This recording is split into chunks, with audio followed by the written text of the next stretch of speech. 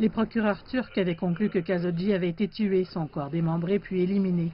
Il était chroniqueur pour le Washington Post et critiquait vivement Mohammed Ben Salman, le prince héritier d'Arabie Saoudite. Le 2 octobre 2018, Jamal Khashoggi est entré au consulat saoudien à Istanbul dans l'espoir de recevoir des papiers pour épouser sa fiancée Hatice Cengiz. Il n'est jamais revenu. Les fonctionnaires turcs ont mené une enquête approfondie. Les preuves incluent des images de vidéosurveillance de l'arrivée en Turquie de certains suspects en provenance d'Arabie Saoudite, de leurs déplacements à l'intérieur du pays et de certains enregistrements téléphoniques. Hatice Cengiz a déclaré précédemment qu'elle espère que le procès révélera plus d'informations sur les circonstances du meurtre et sur le lieu où se trouve la dépouille de Khashoggi qui n'a jamais été retrouvée.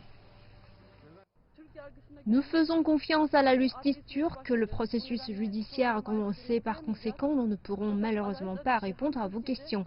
Mais notre quête de justice se poursuivra en Turquie ainsi que partout où nous le pourrons.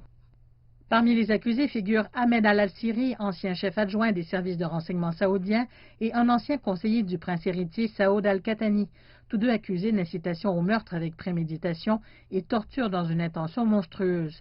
Les fonctionnaires turcs avaient demandé que le procès ait lieu en Turquie et que les suspects soient extradés, une demande que les procureurs saoudiens ont déclinée.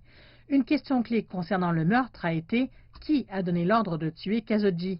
Le rapporteur spécial de l'ONU, qui a mené une enquête l'année dernière, a conclu qu'il y avait des liens entre le meurtre et le prince héritier qui doivent être examinés.